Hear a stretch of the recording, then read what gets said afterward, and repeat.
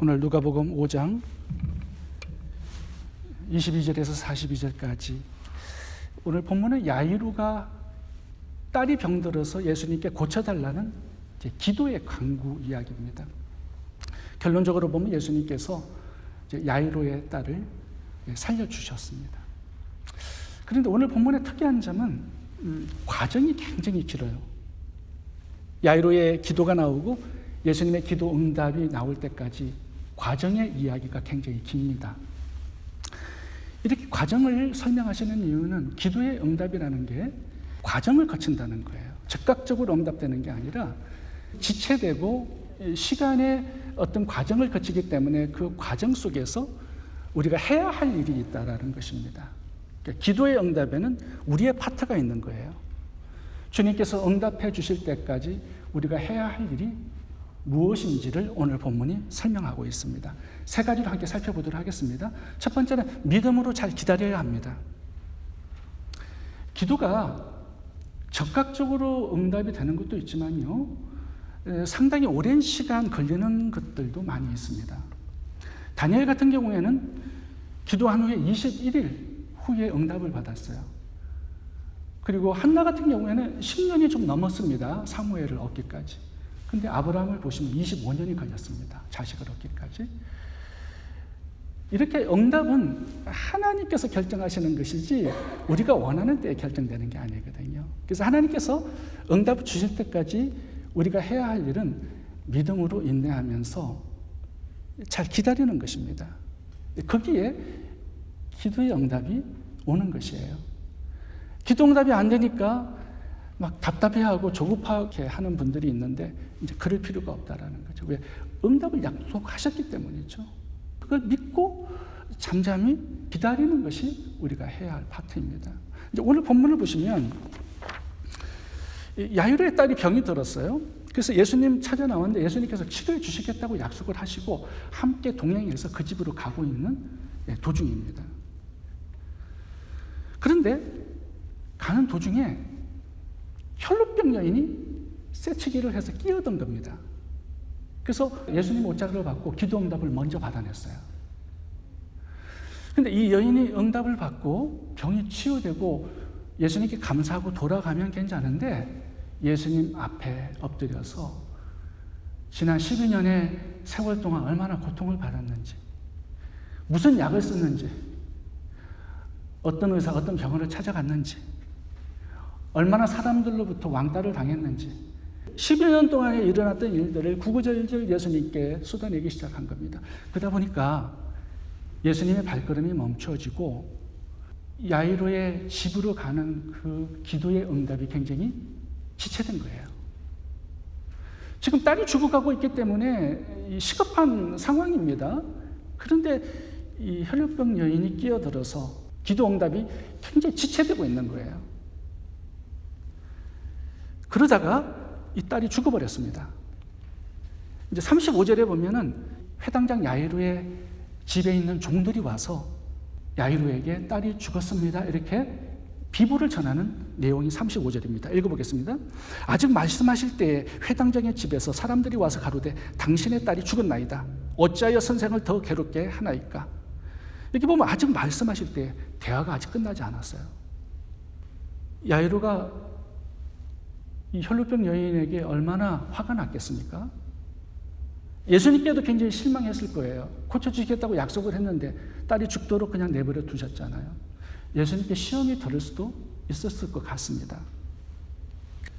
그런데 이렇게 예수님의 기도에 응답이 지체되고 야이로의 딸이 죽은 것이 야이로에게는 굉장히 큰 축복이 되었습니다. 왜냐하면 야이로의 딸이 병에서 치유함을 받은 게 아니라 죽음에서 부활을 한 엄청난 기적 사건을 응답으로 주셨기 때문이에요. 예수님의 응답의 지체됨은 더 좋은 곳으로 응답하시기 위한 주님의 계획이 있었던 것입니다. 그래서 지체되고 늦어진 것뿐이에요. 예수님 응답하셔서 같이 걸어가고 있는 거 아니에요. 응답은 이미 온 것이죠. 약속하셨을 때부터 응답이 온 겁니다. 그런데 그 과정이 좀 있을 뿐이에요. 그 시간 동안 믿음으로 기다리는 것, 이것이 기도응답의 비결이라고 말씀하고 있는 것이죠. 여러분, 지체되지 않았다면 병에서 고침 받았을 거예요. 근데 지체되었기 때문에 죽음에서 부활을 받은 것입니다. 그리함으로 예수님의 신성의 능력을 보게 된 것이죠. 집안 사람들이 예수님을 믿고 구원을 받은 것이죠.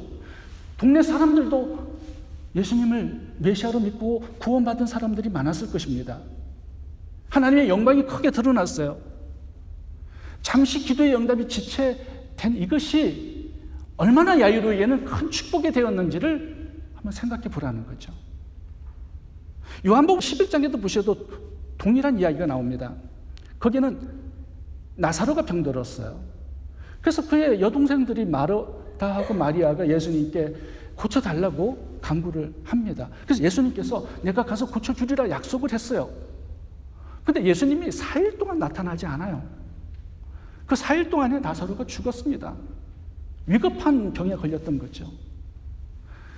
그 4일 동안에 마르다하고 마리아가 기다리면서 얼마나 속이 탔겠습니까? 근데 예수님께서 장례식을 끝난 다음에 4일이 지난 시체가 썩고 있는 그 상황에서 도착하신 거예요. 근데 예수님께서 말씀 한마디로 죽은 나사로를 불러서 부활시켜서 끄집어냈단 말이에요. 엄청난 기적을 선물해 주신 겁니다. 이 4일 동안의 기도응답의 지체, 늦어지면요, 이 가정에게 대단한 축복이 된 거예요. 일찍 오셨다면 뭐 병에서 고쳐주셨을 거죠. 근데 죽음에서 부활하는 것, 이거는요, 예수님의 정말 큰 사랑이 아니면 불가능합니다. 너무 사랑하기 때문에 기도응답을 좀 늦게 해주시는 거예요. 기도응답이 즉각적으로 온다, 예수님 별로 사랑하는 사람이 아닙니다. 저는 그렇게 생각해요. 예수님의 초신자들은 급하게 주님 응답해 주셔야죠. 안 그러면 또 배반하고 세상으로 나가니까. 근데 예수님을 잘 믿는 사람들을 보면요, 기도 응답 잘 안 주십니다. 왜요? 많이 사랑하시기 때문에 그래요. 그래서 지체하시고 늦어지는 그 과정의 시간들은요, 주님께서 더 좋은 것을 주시기 위한 그런 계획을 가지신 거예요. 우리의 기도가 너무 작고 째째하고 시시하고 뭐 이러니까 주님께서 기다리시는 거죠. 그것을 더 좋은 축복으로 만들어 주시기 위해서, 더 좋은 기도의 응답을 주시기 위해서, 더 멋지고 아름답고 더 영원한, 더 복된, 나에게 더 큰 기쁨이 되는 그런 기도의 응답을 주시기 위해서 우리의 기도에 조금 지체하시는 것입니다. 그런 믿음을 가지고 기다리는 것이 기도 응답을 받는 비결이에요. 마태복음 7장 11절을 읽어보겠습니다. 너희가 악한 자라도 좋은 것을 자식에게 줄 줄 알거든 하물며 하늘에 계신 너희 아버지께서 구하는 자에게 좋은 것으로 주시지 않겠느냐. 이게 주님의 기도의 약속이에요. 좋은 것으로 주시겠대요. 예레미야 3장 25절 6절도 읽어보겠습니다. 무릇 기다리는 자에게나 구하는 영혼에게 여호와께서 선을 베푸시는도다. 사람이 여호와의 구원을 바라고 잠잠히 기다림이 좋도다. 이 기다림 속에서 더 좋은 기도의 응답을 경험하게 되는 것입니다. 제가 아는 목사님께서 부산에서 목회를 하시는데요, 교회가 굉장히 급성장을 했습니다. 그래서 성전 건축을 하는데 동네 사람들이 데모를 했어요. 여기는 절대로 성전 건축 못한다. 교통이 복잡해지고 아파트값이 내려간다 이거예요. 그래서 피켓 들고 머리띠 띠고 결사 반대를 했습니다. 그러다가 IMF를 만났어요. IMF를 만나니까 도산하고 부도나는 기업들이 많고 그 주위에 힘든 어려운 그런 주민들이 많이 생긴 거예요. 그러니까 땅을 팔아야 되는 그런 사정이 생긴 겁니다. 주위에 땅을 가진 사람들이 교회 목사님을 찾아와서 땅을 좀 사달라고 부탁을 계속 한 거예요. 그래서 목사님이 우리 돈이 없어요. 그렇게 거절을 했어요. 그랬더니 동네 사람들이 교회가 돈이 없다라는 게 말이 되는 겁니까? 교회 부자라는 걸 다 알고 왔어요. 목사님 제발 우리 땅을 좀 사달라고 사정을 해서 너무 사람들이 어렵기 때문에 교회가 커뮤니티를 위한 프로젝트로 주위에 있는 땅을 헐값에 사게 된 것입니다. 그러면서 언약을 받아낸 거예요. 다음에 성전 건축할 때 절대 반대하지 않겠다고 약속하라고. 그러니까 돈이 급하니까 다 파는 거예요. 주위의 땅들을 헐값으로 다 샀어요. 그리고 그 땅에다가 교육관을 먼저 지었습니다. 그리고 IMF가 끝나고 땅값이 또 오르기 시작한 거예요. 그 구입한 땅에다가 옛날 성전을 허물고 굉장히 큰 멋있는 현대식 건물을 건축해서 완공을 했습니다.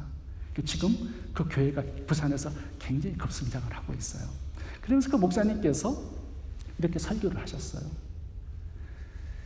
때때로 하나님의 영감이 지체되는 그 이유는 우리들에게 더 좋은 것을 주시기 위한 하나님의 계획이 있습니다. 저는 그 설교를 들으면서 은혜 많이 받았습니다. 우리가 많이 기도해요.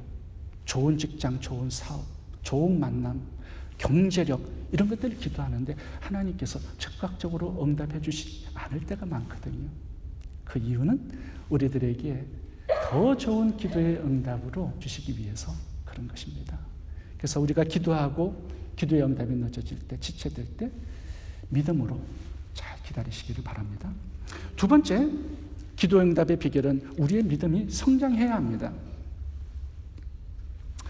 해당장 야이로는 믿음이 있었습니다. 자기의 딸을 고쳐달라고 했을 때 예수님께서 고쳐주신다는 믿음을 가지고 예수님을 찾아왔어요. 그 믿음도 굉장하죠. 그래서 예수님께서 동행해서 이제 그 집을 향하고 길을 걸어가고 있었던 것입니다. 근데 가는 도중에 이 12년 혈류병 여인이 끼어들어서 예수님의 옷자락 만지고 치유함을 먼저 받은 거예요. 그러다 보니까 딸이 죽은 거죠. 시간이 너무 지체되어가지고. 저희들이 읽었던 35절을 보면 종들이 와서 이제 끝났으니까 작별의 인사를 하라고 이렇게 얘기를 한 것입니다. 이제 끝났어요. 예수님을 더 괴롭게 하지 마세요. 종들은 예수님을 병에서 치료한다라는 믿음은 가졌지만 죽음에서 살려낼 것이라는 부활의 능력을 믿지는 못했습니다. 그러니까 예수님을 돌려보내라고 얘기한 거예요. 만약에 야이로가 종들의 말을 믿고 예수님 여기까지 오신 거 너무 수고하셨고 감사합니다. 이제 딸이 죽었기 때문에 끝났어요. 예수님 안녕히 가세요. 이렇게 하고 종들과 함께 집으로 갔다면 오늘 본문의 이야기는 35절에서 딱 끝났을 겁니다. 근데 계속 이어지죠? 왜 그래요? 야이로에게 믿음이 있었다라는 거예요. 어떤 믿음이에요? 예수님이 자기 딸을 죽음에서 부활할 거라는 이 믿음이 야이로에게 있었던 거예요. 예전보다는 더 큰 믿음이 온 거예요. 그러니까 예수님과 함께 이제 시체 앞으로 예수님을 모시고 가는 거 아니겠어요? 35절까지는 병자 앞으로 모시고 갔고 35절 이후부터는 시체 앞으로 모시고 간 거예요. 왜요? 예수님이 죽음에서 그 딸을 부활시키는 능력이 있다라고 믿었기 때문이죠. 그러니까 처음보다 예수님을 찾아갔을 때보다 믿음이 한 단계 더 크고 성장했다라는 얘기죠. 근데 어떻게 야이로가 그의 종들과 다르게 예수님의 부활의 신성의 능력을 믿었을까요? 이건 믿는 사람 별로 없습니다, 이 당시에. 근데 믿었어요. 더 큰 믿음이 온 거예요. 여러분, 우리의 기도가 작은 분량에는 작은 믿음이 필요하지만 큰 기도에는 큰 믿음이 필요합니다. 응답을 위해서는. 야이로는 예수님의 부활의 능력을 믿었어요. 이 믿음이 어디서 온 걸까요? 잘못했다면 종들과 함께 집으로 돌아갔을 겁니다. 예수님께 작별을 구하고. 그렇지 않았어요. 더 큰 믿음이 온 거예요. 어디서 이 믿음이 왔냐 하면 이 12년 혈루병 여인이 끼어들어서 예수님의 옷자락을 만졌을 때 예수님의 능력이 흘러가서 그 여인이 고침을 받았거든요. 예수님의 옷자락만 만져도 치유함을 받는다라는 이 믿음의 선배를 여기서 만난 거예요. 예전에는 예수님을 소문을 듣고 믿었습니다. 근데 이제는 눈으로 보고 있어요. 예수님의 능력을. 이 혈루병 여인의 믿음으로 고침받는 그 역사의 현장을 눈으로 보고 믿음이 들어온 거예요. 그러면서 이 여인이 옷자락을 만져도 그 능력이 흘러가서 이 여인이 고침을 받았다면 나와 지금 동행하고 있는 예수님이 누구신지를 깨닫게 된 거죠. 예수님을 향한 믿음의 눈이 활짝 열린 거예요. 믿음의 세계가 열린 거예요. 이 혈류병 여인의 믿음을 통해서 예수님이 누군지를 바라보게 된 거죠. 죽음에서 부활시키는 그 신성의 능력을 가지신 예수님을 믿은 겁니다. 믿음이 한 단계 업그레이드 되었어요. 그래서 지금 예수님과 동행해서 죽은 시체 앞으로 같이 가고 있는 것이에요. 본문에서 우리는 한 가지 교훈을 얻게 됩니다. 우리의 기도 응답은요, 믿음과 밀접한 연관이 있습니다. 내 기도 응답이 너무 시급해요. 근데 응답을 주시는 주님께서는 멈추어 서 계세요. 지체하고 있어요. 왜요? 내 믿음이 성장해야 되니까 그런 것입니다. 지금 이 믿음 상태에서는 응답을 줄 수가 없어. 믿음이 너무 작기 때문에, 시시하기 때문에. 그래서 주님은 기다리시는 거예요. 응답을 주고 싶지 않아서 지체하는 게 아니라 우리의 믿음이 주님을 향하여 더 발전하고 성장해야 하기 때문에 그 과정으로 주님이 우리를 기다리시는 것입니다. 사실은 우리가 주님을 기다리는 것 같지만 주님이 우리를 기다리는 거예요. 우리의 믿음이 성장하기를 기다리는 것입니다. 내가 구한 어떤 기도의 제목이 크다면 그 기도의 응답이 올 수 있는 큰 믿음의 분량을 우리가 가지고 있어야 돼요. 아마 여러분들 중에는 대단한 기업, 큰 재물의 복을 구하는 사람들이 있을 겁니다. 근데 그걸 감당할 만한 믿음이 있으세요? 뭐 10빌리언, 100밀리언을 구하는 그런 통이 큰 성도님들도 가끔씩 보게 되는데 그걸 감당할 수 있는 믿음이 있어야 되겠죠. 근데 그건 없는데 막 무진장 큰 것만 구해. 우리나라가 대한민국 아니에요. 아주 막 대단한 것만 구하는데 그걸 감당할 수 있는 믿음이 있어야 된다는 거죠. 그 믿음이 오기까지 주님은 기다리시고요. 우리가 주님을 향하여서 믿음의 세계가 좀 더 발전하기를 원하시는 것입니다. 아브라함은 75세 때 하나님께서 이름을 창백해 해주시고 큰 민족을 주시겠다라는 그런 언약을 하셨어요. 근데 자식 하나 낳지 못해요. 어떻게 큰 민족을 이루겠어요? 100세 때까지 이삭을 주기까지 그들의 믿음이 준비되지 않았습니다. 믿음이 없으니까 어떻게 해요?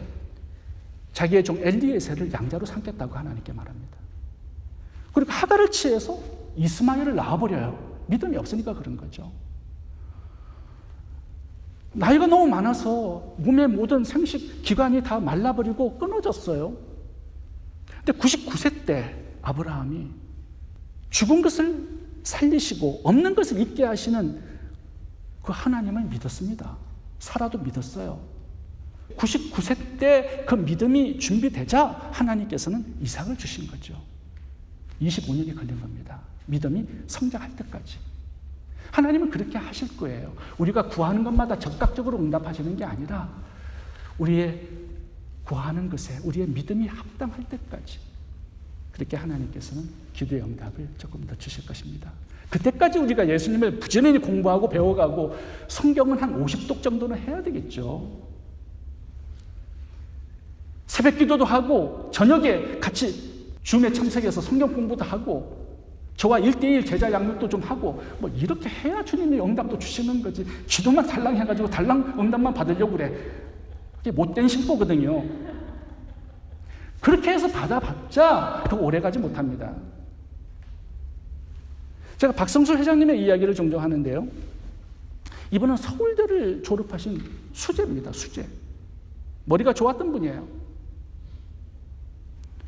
이화여대 앞에서 청바지 가게를 시작하기 전부터 많은 기도를 하셨어요. 세계적인 기업가가 되게 해달라고. 근데 그분이 자기가 기도하는 것이 얼마나 큰 믿음이 있어야 되는지를 몰랐습니다. 그러다가 몸이 아프기 시작했어요. 근육 무력증, 근육이 말라가는 루게릭병과 같은 그런 게 찾아온 것입니다. 그래가지고 아무것도 못하고 5년 동안 누워서 지냈어요. 아무리 뭐 약을 쓰고 병원을 찾아가도 이게 불치병이라고 얘기를 하고 고칠 수가 없었습니다. 5년 동안 아무것도 할 수 없는 상황이었어요. 성경을 참 많이 읽었다고 고백합니다. 기도를 참 많이 드렸다고 고백합니다. 믿음이 자란 거예요. 그러면서 비즈니스에 관련된 책을 1000권을 읽었습니다. 실력도 준비되었고요. 믿음도 준비되었어요. 5년 후에 기적과 같이 그 병이 나았습니다. 깨끗하게. 하루아침에 없어졌어요. 그 병이. 왜 그렇죠? 믿음이 준비되었으니까. 이제 하나님께서 세계적인 기업가를 만드실 그런 믿음이 준비되니까 축복을 부어주기 시작하신 거예요. 세계 35위까지 올라갔죠. 지금은 좀 떨어졌지만 100대 기업 안에 들었던 대단한 기업가였습니다. 제가 선교사 시절 때 이랜드에서 오는 옷을 입고 살았어요. 6년간. 얼마나 값비싼 옷을 보내주는지요. 굉장히 많이 보내주셔가지고 제가 아프리카 사람들에게 많이 나누고 그렇게 사역을 했거든요. 지금 그 기업 안에 선교 단체가 참 많이 있습니다. 선교사님들은 지금도 많이 후원을 하고 계세요. 경제력을 가지고 있으니까 하나님께서 크게 쓰시는 거죠. 근데 큰 기업가가 되게 해달라는 이 기도는요, 5년 후에 그때부터 이루어지게 된 것이죠. 왜? 믿음의 성장이 왔고 믿음이 준비되었기 때문에 하나님은 그 응답을 주신 것입니다.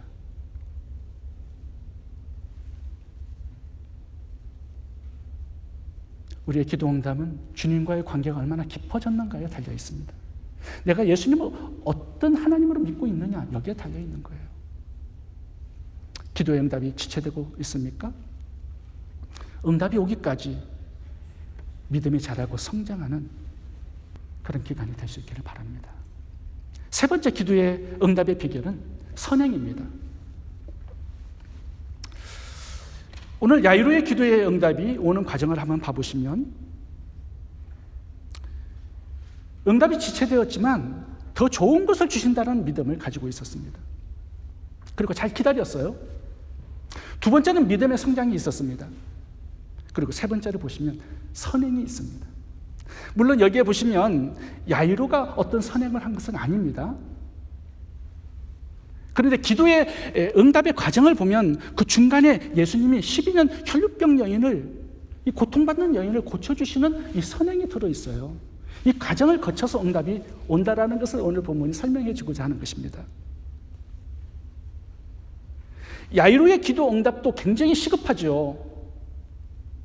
그런데 예수님은 다른 사람의 기도에도 응답해 주고 계십니다.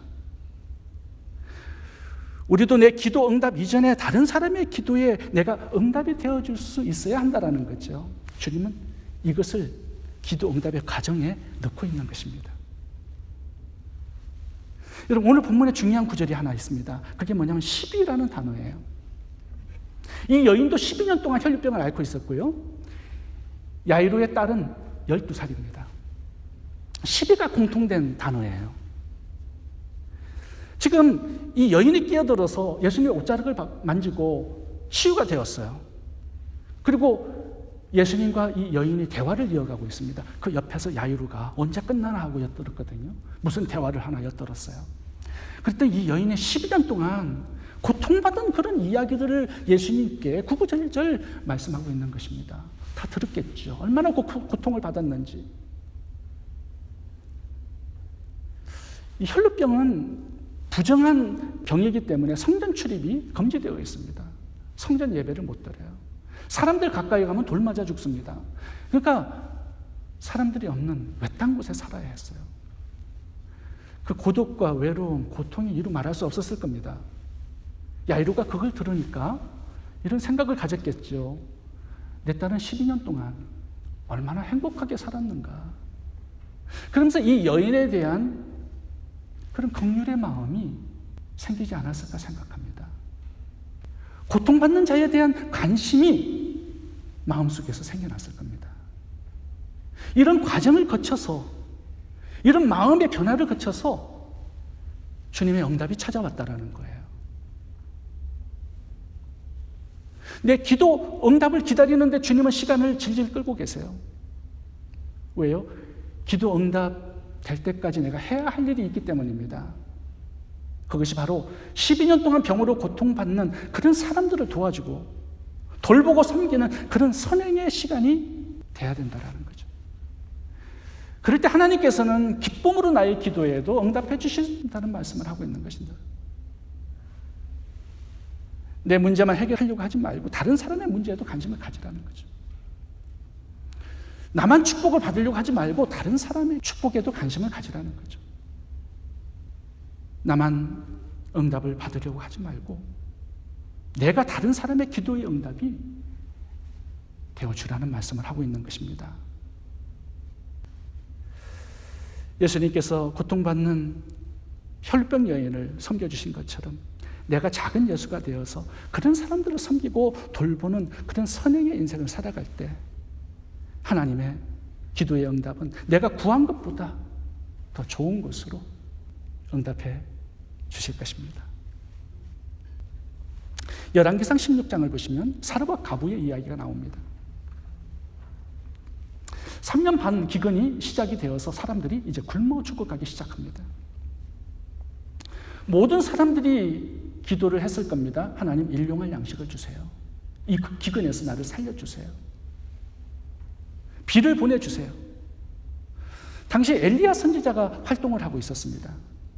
엘리야 선지자도 기도했을 겁니다. 하나님, 비를 보내주세요. 일용할 양식을 주세요. 그런데 하나님은 비를 보내주시지 않으셨습니다. 엘리야 선지자를 사르밧 가부에게 보냈습니다. 너 거기에서 먹고 살아라. 그런데 사르밧 가부는요, 마지막 먹고 죽을 떡 한 조각을 남겨두고 있는 상황이었어요. 이걸 자식과 함께 먹고 이제 죽을 준비를 하고 있는 것입니다. 엘리야가 나타났어요. 그 떡 나에게 달라고 요청을 합니다. 근데 사르밧 가부가 그 떡을 엘리야를 줘요. 근데 그때부터 기적이 일어납니다. 기름과 떡이 마르지 않아요. 지속적으로 하나님의 3년 반 동안에 기적이 일어나요. 사르밧 가부의 기도의 응답이 온 것입니다. 무엇을 통해서? 선행을 통해서, 성경을 통해서 그렇다라는 거죠. 근데 이 여인의 기도의 응답은요, 사르밧 동네에 굶어 죽어가는 많은 사람들의 기도의 응답이 또한 되었습니다. 함께 먹고 살아요. 이 선행이라는 건요, 나만 잘 되는 게 아니에요. 나를 통해서 자식이, 이웃이, 후손들이 잘 되는 비결입니다. 이런 단 한 번의 선행도 하나님께서 얼마나 기뻐하시는지. 사도행전 9장에 보면 다비다가 죽었습니다. 이 다비다는요, 자기도 가부인데 다른 가부들의 옷을 지어주면서 구제와 선행이 아주 많았다라고 기록합니다. 근데 어느 날 병들어서 죽었어요. 하나님께서 보통 사람 죽으면은 무관심합니다. 근데 다비다의 죽음은 하나님께서 굉장히 관심을 가지세요. 그러면서 베드로에게, 베드로야, 너 빨리 다비다를 찾아가서 다시 살려 부활시키라는 명령을 하십니다. 그래서 베드로가 다비다를 찾아가서 안수기도해요. 다비다가 벌떡 살아나는 부활의 기적이 일어납니다. 여러분 한번 생각해 보세요. 베드로가 아무리 안수기도하고 거기서 몇 시간을 기도해도 다비다가 이 선행과 섬김의 삶이 없었다면 이런 부활의 기적이 일어날 수 있었을까요? 저는 그렇게 생각하지 않습니다. 이런 기도의 응답이라는 게요, 하나님께서 요구하시는 게 우리들의 선행의 삶입니다. 섬김의 삶이에요. 하나님께서 기쁨으로 응답을 주시더라도 그것이 또 다른 섬김을, 또 다른 선행을 낳기 때문에 하나님께서 기쁨으로 더 많이 응답해 주고 싶어 하시는 거예요. 선한 사마리아인의 비유로 오늘 설교를 마치도록 하겠습니다. 저는 선한 사마리아인의 이 비유를 오늘 설교를 준비하면서 하나님께서 제 마음에 이렇게 담아주셨어요. 선한 사마리아인이 여행을 하다가 강도당한 자를 만납니다. 그 강도 만난 청년이 많이 기도했을 겁니다. 하나님, 나를 도와줄 사람을, 구원할 사람을 좀 보내주세요. 제사장 지나가고 다 지나갔어요. 안 도와줘. 근데 선한 사마리아인이 길을 가다가 여행 도중에 이 강도당한 자를 만난 겁니다. 그래서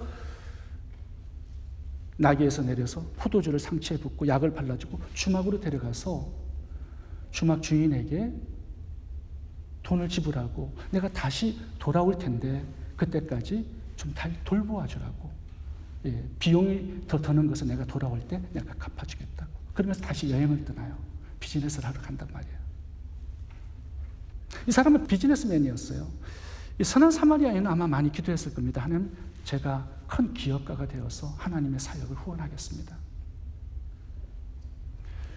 모든 기업가들이 그렇게 기도하겠죠. 모든 성도들이 다 그렇게 기도하겠죠. 그렇게 기도하기 때문에 선행을 베풀 사람을 만나게 하시는 거예요. 강도 만난 자, 이런 사람들을 만나게 하시는 거예요. 줄인 자, 목마른 자, 나그네 병든 자를 만나게 하시는 거예요. 왜? 기도 응답을 주시려고. 이 선한 사마리아인이 오랫동안 기도해온 그 기도의 응답에 이 과정이 있는 겁니다. 도와줘요. 하나님의 마음을 품고 긍휼히 여겨요. 자기가 가진 하나님 주신 축복을 가지고 다른 사람의 기도의 응답이 되어준 거죠. 하나님께서는 이 선한 사마리아인의 이 비즈니스를 얼마나 축복해 주고 싶어 하셨을까요? 그의 기도에 얼마나 응답해주고 싶은 마음을 가지셨을까요? 저도 그런데 하나님은 얼마나 더 그랬을까요?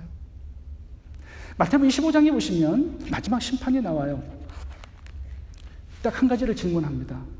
너 살아생전에 줄인 자, 목마른 자, 헐벗은 자, 나그네 병든 자 얼마나 돌보아 주었느냐, 얼마나 섬겼느냐, 그거 한 가지 물어보세요. 그러면서 주님께서 이 달란트를 맡긴 종들에게 이렇게 말씀합니다. 이 지극히 작은 자 하나에게 한 것이 바로 나에게 한 것이다. 무슨 말씀을 하시냐 하면요, 우리가 이렇게 힘들고 어려운 사람들을 도와주고 있잖아요. 주님의 임재 바로 앞에서 살아간다는 얘기입니다. 내가 기도하는 거 바로 앞에서 기도하는 거예요. 주님이 얼마나 가까이 들으시겠어요? 그래서 이런 선행과 구제와 섬김은요, 하나님의 임재 앞에서 살아가는 비결이 되는 거고, 하나님 바로 앞에서 내가 그 보좌 앞에서 기도하는 기도가 되는 것이고, 주님께서 내 기도를 들으시고 응답해 주시는 그런 기도가 되는 것입니다. 문제를 위해서, 건강을 위해서, 재물의 복을 위해서, 새로운 직장과 사업을 위해서 기도하는 분들이 많이 있을 겁니다. 그 기도의 응답이 오기까지 우리가 해야 할 일들이 있습니다. 첫 번째, 내가 구한 것보다 더 좋은 것을 주시는 하나님을 믿고 기다리는 것. 두 번째, 주님을 향한 우리의 믿음이 더욱더 견고해지고 성장하는 것. 세 번째, 병들고 가난한 사람들을 돌보고 섬기는 것. 이 믿음, 성장, 선행, 이 세 가지가 기도 응답을 받는 비결임을 기억할 수 있기를 바랍니다. 기도하겠습니다.